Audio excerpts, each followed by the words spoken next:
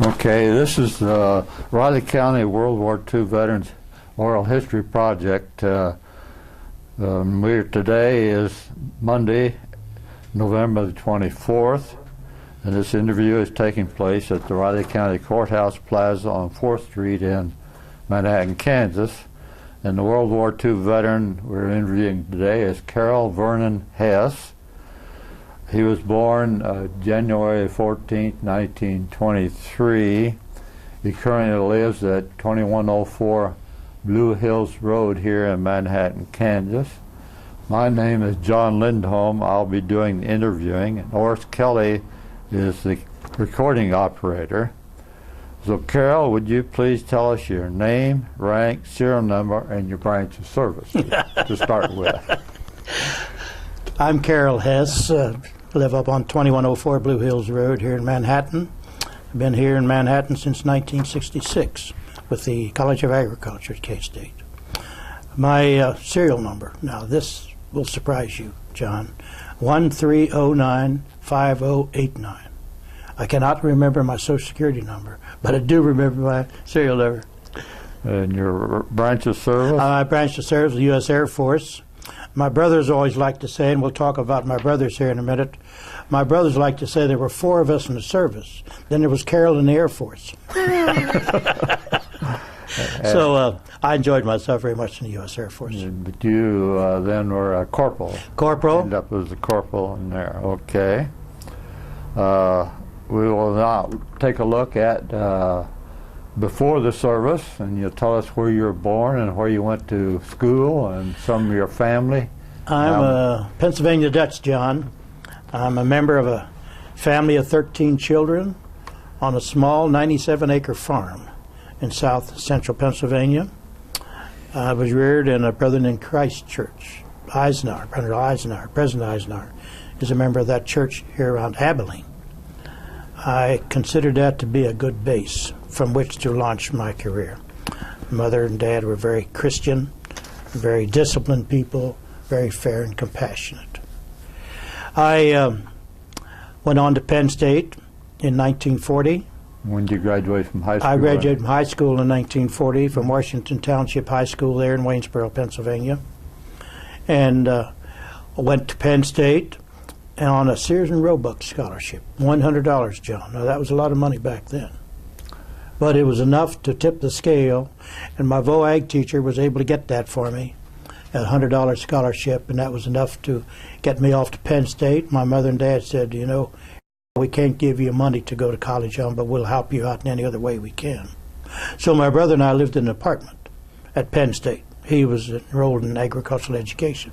So when we ran out of clothes and ran out of food, we would go home, 110 miles south there from Penn State, and we'd have a nice weekend with my mother and dad and the family and load the car up and go back to Penn State for another couple of weeks until we ran out of food and our clothes needed laundered again. So that's the way my mother and dad helped me out. That first year at Penn State, John, my total cost, out-of-pocket costs, were $586. 1 year, 2 semesters. And I got a job working at the dairy barn at Penn State, 24 cents an hour. I walk a mile up and a mile back in the evening, 4 nights a week, earning 96 cents a night. And when the final exam week came, some of the other guys didn't want to work that week. They needed to study. Well, I studied ahead of time, so I got some extra days during that. That plus a couple of scholarships got me through Penn State.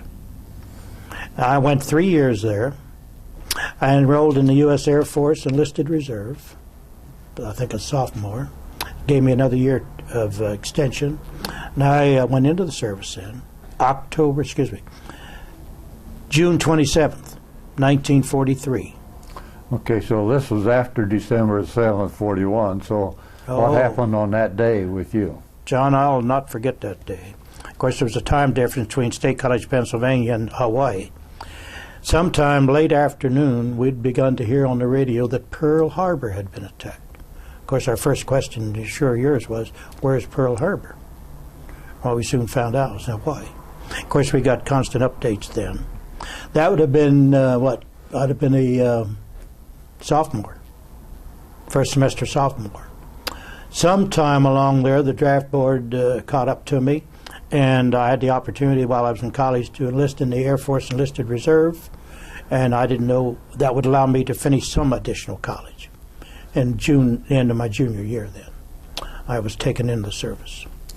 Okay, where did you report?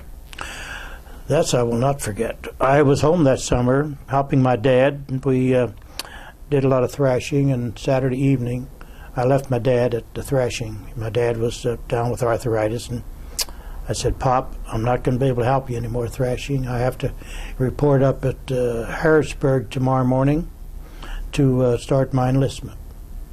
And all my dad said to me was, boy, be careful. And I'll never forgot that. Mm-hmm. So, and I was the last of 5 brothers in my family who went into the service. Called up. Mm-hmm.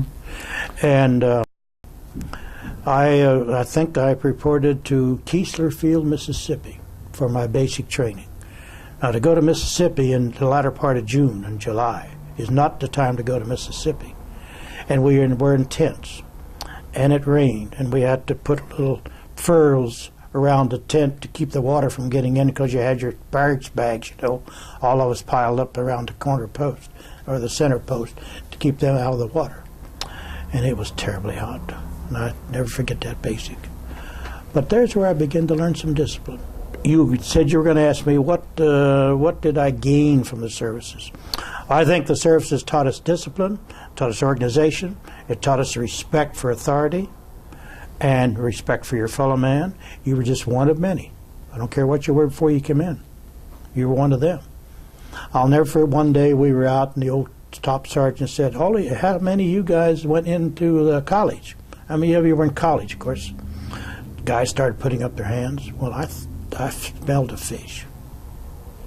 And I did not put up my hand. All you college boys, all of you other guys that didn't go to college, sit over here under the trees. I'm going to have you watch these college boys show you how to police an area. Now, John, you know about policing an area. We won't tell the ladies about that. Police an area. I sat over there and I chuckled. My roommates come back to me. Hell, Hess, you were in college. Why didn't you report? I said, they always told me never to volunteer. So I learned a lesson in that. You were just another guy. But no, I learned a lot out of service. A lot of people complain about it. I always say, I wouldn't take $1 million for that experience, but it would take a couple of million to get me to go back. Okay, so you were there, and you said all 4 of your brothers that had already gotten in ahead of you. Yes, Brother Kenny here, first sergeant, holder of a couple of bronze medals and clusters and so forth. Is he the oldest one? No, he was the youngest. Well, why don't you start with the oldest and then go right on down to them? Brother Hobart over here is the next to the oldest in the family. I'm of a family of 13 children, John. So you had a sister and who was old. We lost a little brother, and he was young. So we had 8 brothers and 4 sisters who grew to adulthood. Brother Hobart. The next would be Brother Ernest here. He was in the European theater. Hobart was in the Pacific theater. Brother Kenny was in the European theater, and we can talk more about him maybe. And Brother Ralph here started out in the European theater and ended up over here in the Pacific theater. So we had 2. Brother Cub here went into North Africa and then fought up through southern France and on up into Europe. Brother Kenny landed on Anzio in Italy. It was a tough one. He was among the first. And you know, the Germans pushed us off the beach there at Anzio. And Brother Kenny got caught on shore, but hid out under some people, under some rocks and so forth, and heard the Germans, of course, discussing it in German. And then he said our troops took it back again. So then he fought for, I don't know how long, in Italy, then went in southern France and fought up to Hitler's Berchtesgaden. And that's where he was when the war ended. And this is you over. Yeah, this is my Carroll here. I was, as I said here, entered the service June 27, 1943, after completing 3 years at Penn State. Reported down to Keesler Field, then went into pre-flight school as part of the Air Force training program to Massachusetts State College, which is now the University of Massachusetts. and then went to pre-flight in Alabama. Took my primary flight training over in South Carolina, my basic flight training in northern, just outside of Atlanta, Georgia, and my advanced flight training was down Spencefield, Georgia. Now, were all your brothers in the infantry, or what branch was it? Cub was in engineers. Kenny was infantry. Hobart was, I'm not quite sure what branch. He was not in the front lines. Ralph here was in the clerical. Clerical. Yes. But okay, I guess we got that on tape. And when was this picture of you taken? Well, this was taken when I was in the cadets, U.S. Aviation cadets. We all had more hair then, didn't we? We all had more hair. This was taken when I would have been 21. Born January, maybe 21 years of age. I'm now 81, so there's about 60 years difference here. Mm-hmm. We do change. Okay. So let's continue on with your military career then. All right. And you were at University of Massachusetts for what are called CTD attachment. Yes. That was some in-seat time. We were exposed to a lot of subjects related to Air Force. So we got into a lot of meteorology subjects and so forth. But then I went into my pre-flight and then went into the various 3 stages of flight training. And pre-flight, what kind of, okay. I flew the old Stearman, the biplane. Yeah. You've seen the old Stearman, open cockpit. They would ground loop on you if you weren't careful, but you could make those things do anything you wanted to. They were a nice, easy plane to fly. That's when Did you fly the B? Soloed in too. No kidding. Uh-huh. Then I went on and flew the BT-13. Vault-T vibrator. Vault-T, right. And if you did spins in those, you look out and you see the tops of your wings rippling like this. There, that much strain on the wings. And if you weren't careful getting into spinning those, it'd take a while to get them out. Cross control, and it took a while for them to come out. And a lot of them spun in because they didn't give the plane enough time to come out of that spin. Then the AT-6. That was a nice plane. That's where I did my advanced training. That's where, and what base was that? Spencefield, Georgia, down southern Georgia. Mm-hmm. That had a narrow landing gear too on it. Yes, but it didn't ground loop as easily as the old Stearman used to. Okay. That was a good plane. And you were there when? I would have been there in, would have been September, October-ish of 44. Mm-hmm. And that was toward the end of the war, late fall 44, you know, that Europe happened in August 45, 4 or 5 months later. They threw a physical at us, and I didn't like physical exam, didn't like needles either. And my blood pressure was up a little bit. And when the nurse took my blood pressure, it'd be all right. When the flight surgeon took my blood pressure, it was up. He was Italian, and he came in my room one day, and he said, "Hess, you're German, aren't you?"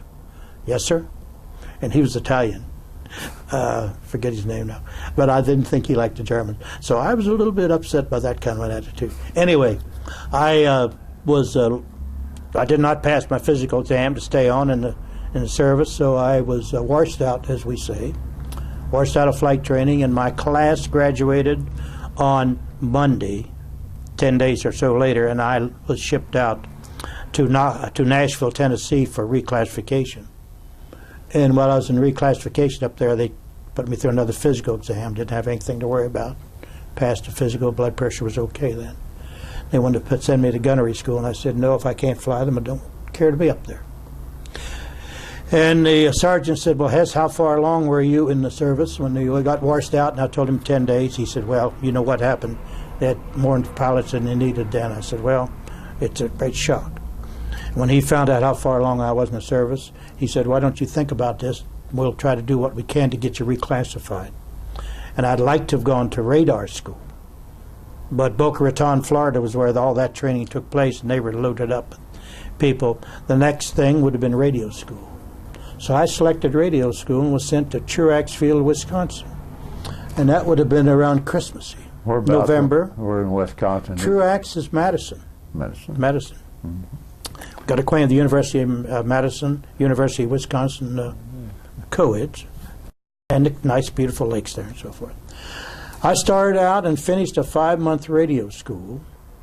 They sent a smaller group of us on to another, I think, 4 months. And then there was a final 3-month advanced schooling for a smaller group of us. And by that time, it was April of 45. April of 45. And a shipping order come out. Everybody else got shipping orders to be shipped overseas or other locations to apply their radio training. I really enjoyed that radio training. You asked what the service did for you.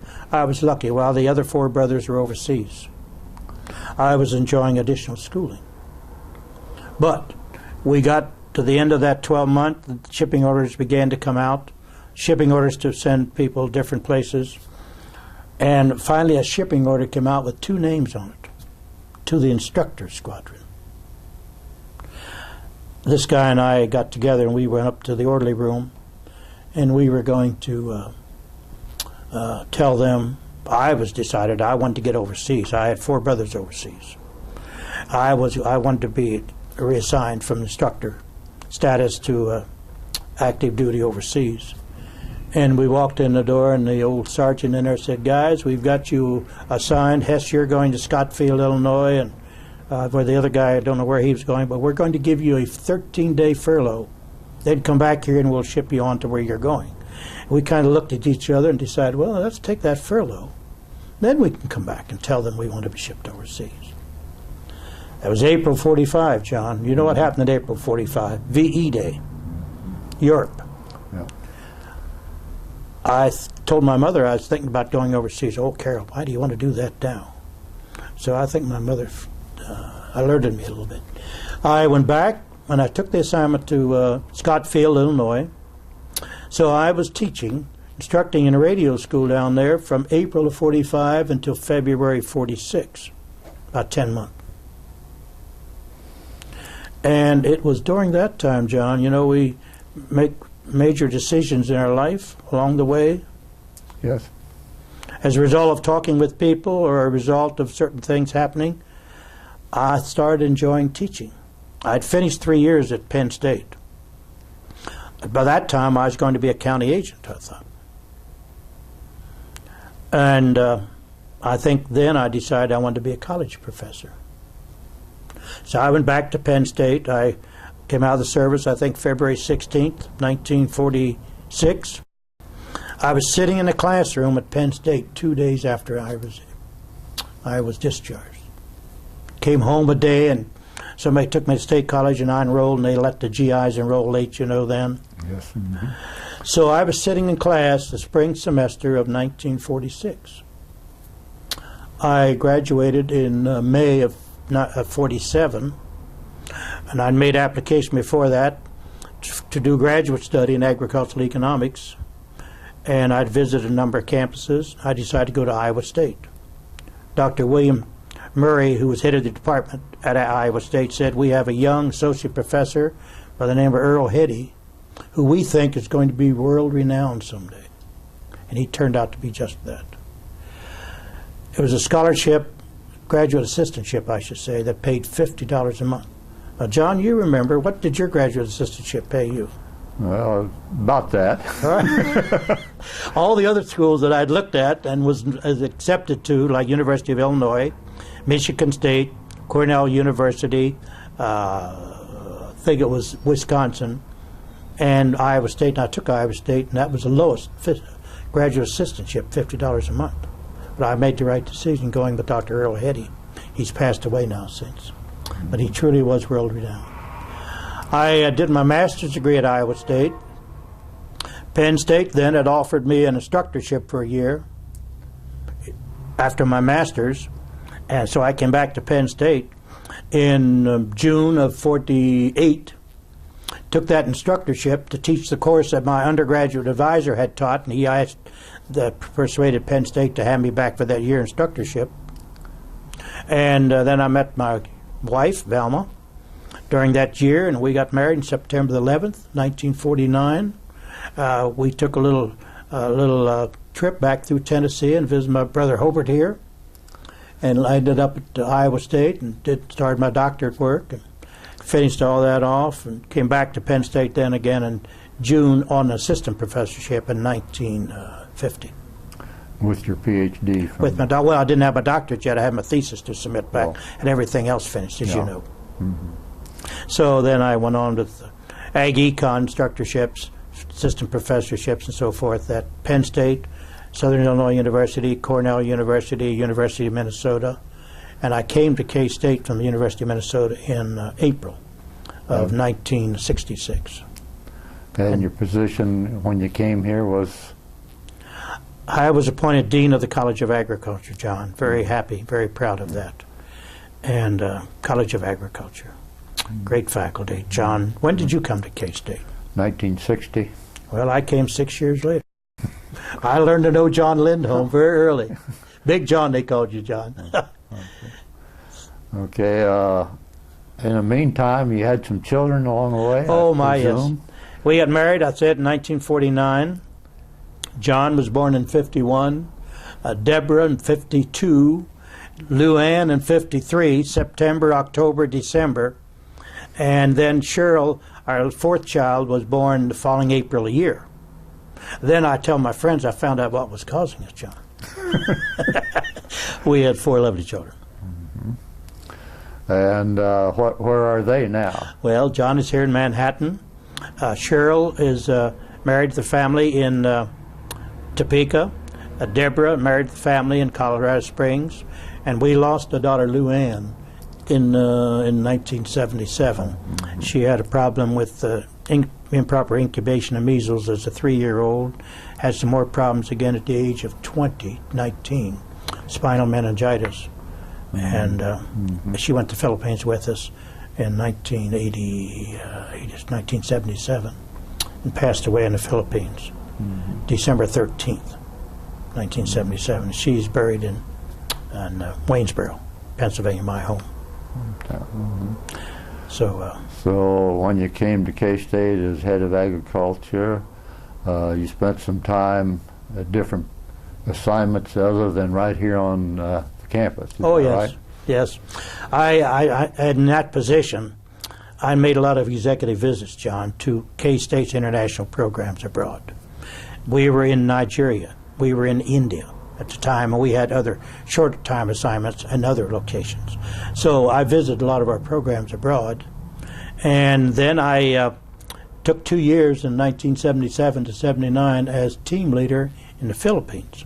Started up that project in the Philippines as team leader, and come back to K-State then in 1950 to 53 in the Department of Agricultural Economics after leaving the deanship, and then went to Oman, Sultanate of Oman in the Middle East. That's a little country south of Saudi Arabia, south of the UAE. They did not have a university in that country. And the Sultan Qaboos promised his people in 1980 he was going to give the youth of his country a new university. And I was asked to come over as dean of their College of Agriculture. There were 5 colleges in that new university. We worked with the architects on designing our buildings, our laboratories, and so forth. And we invited in our first group of students then in '85. So we had 2 classes of new students while I was there in our colleges. All of the teaching in the 5 science-based colleges, engineering, medicine, science, and agriculture, those 4 colleges, all the teaching was in English. Now for those Omanis, Arab-speaking. But English was a second language in the Omani public school system. So some of them did come with fairly good English. But that first year, there was a lot of English instruction required, and a lot of science upgrading was required. So for many of the students coming in, they'd have maybe half of a normal year, and the other half in remedial work in English instruction and science. So I spent 4 years there, John. Well, what faculty did you have there? We had faculty from all over the world. My head of our Department of Animal Sciences was a Scot from Scotland. He was head of Animal Sciences, I think, the University of Scotland. The head of our plant science department was an agronomist, soil scientist from the University of Arizona. The head of our fisheries, mild fisheries and marine biology was from Florida, not the University of Florida, but another. It's been some years now, John. Okay. And let's see, my other head was, it's been a while. Yeah. We had 5 departments. So we were an international faculty. And Sheikh Amr Ali Amir, who was our chancellor, he said, I don't want this university, Sultan Qaboos University, to be American. I don't want it to be European. I want it to be Omani. So he was very careful to not allow us to focus too much on any particular country for its staff. But you did get some Omani teachers then that had training overseas or in other Arab countries? Over time, you see, this was the first university, but we had earlier Omanis who went to Egypt, principally, or Jordan, Sudan, for their baccalaureate training, and many of those, as soon as we could bring back advanced degree Omanis to what we called Omanizing the staff, we would begin to move our expatriate Western style faculty out and begin to bring in, of course, we brought Arabs in from other countries too, before we brought Omanis back in some cases. But that was a grand experience. I went back some years later, 2 years later, and to give a paper, and the students came down the hall, Dean Hess, are you back? Are you back? And they were speaking such good English. And when I saw them 4 years or 3 years earlier, you know, they were speaking very little English.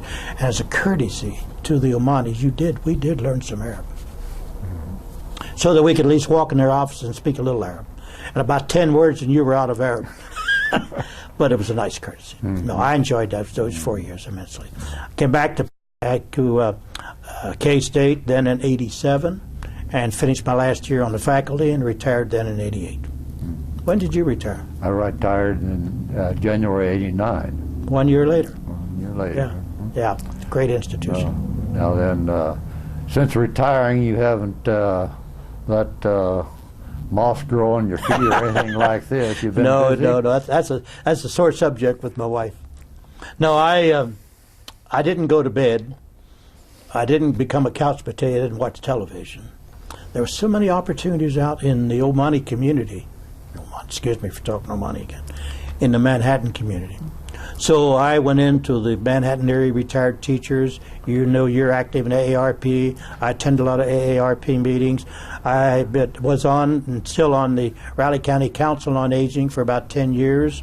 I became an appointee to the board of directors of the North Central Flint Hills Area Agency on Aging. And that's an 18-county area that provides in-home care to the elderly seniors, health care. And of course, I've been still active on campus in a number of things. I attended 2 seminars on campus last week. So Manhattan's a wonderful community to stay and retire in. Well, did you get your wife doing volunteering too? No, not as much. But she did get out. Oh yes, my wife was involved on campus, secretary of the